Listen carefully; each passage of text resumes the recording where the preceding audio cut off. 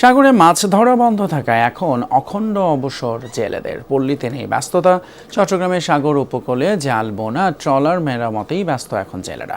চট্টগ্রাম মৎস্য অধিদপ্তরের নিবন্ধিত জেলের সংখ্যা ২৭,০০০-এরও বেশি। এর বাইরেও এই পেশায় জড়িত অনেকে, তবে সরকারি সহায়তা পান না বলে অভিযোগ অনেকেরই। সাগরে মাছ ধরা বন্ধ। চট্টগ্রামে কর্ণফুলী নদীর সব ঘাটে নোঙর করে রাখা আছে মাছ ধরার ট্রলার ও বোট। অনেকেই এই সময়ে সারিয়ে নিচ্ছেন জাল, কেউ বা কাটাচ্ছেন অলস সময়। ৫৮ দিনের নিষেধাজ্ঞার পুরো সময় জুড়ে আবারও মাছ ধরার প্রস্তুতি নেন জেলেরা।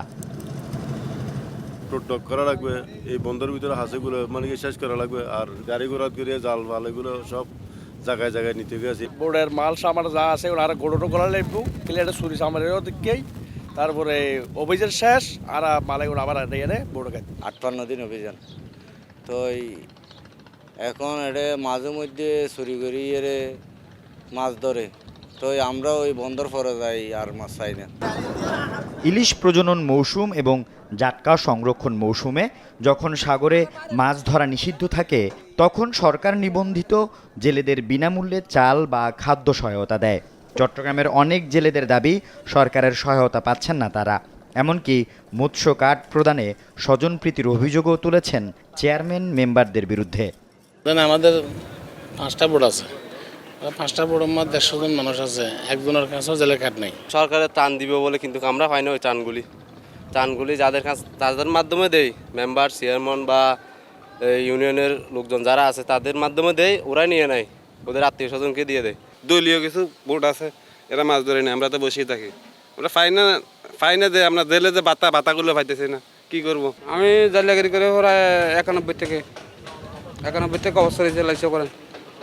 আমার কোনো কাঠ পাই না, কোনো জেলে বাতা হয় না। বোট মালিকদেরও দাবি, অনেক জেলে সহায়তা বঞ্চিত। এমনকি নিষেধাজ্ঞার এ সময়ে ভারতীয় কিছু নৌযান বাংলাদেশের জলসীমায় প্রবেশ করে অবাধে ইলিশ আহরণ করে বলেও অভিযোগ তাদের। মাছগুলো বড় হতে ভালো হতে আমরা এটা মানি, সমর্থন করি। সরকারকে ভালো সাধুবাদ জানি, সাধুবাদ আমাদের দেশের জন্য হয়েছে, কিন্তু বাইরের দেশের জন্য এখানে মাছটা ধরে নিয়ে যাচ্ছে, তাহলে আমাদের আর কি হলো? আমরা তো মাছ পাচ্ছি না। বন্ধ পড়ছে মানে কি, ওদিকে ইন্ডিয়ার জেলেরা আসি মানে আবার বাংলাদেশে মানে কি মাছ ধরে নিয়ে যাচ্ছে। এটা তো আমাদের বাংলাদেশের জন্য মানে কি একটা বিপজ্জনক।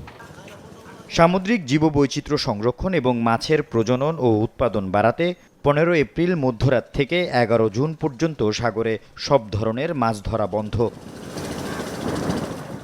আল আমিন শিকদার, যমুনা নিউজ, চট্টগ্রাম।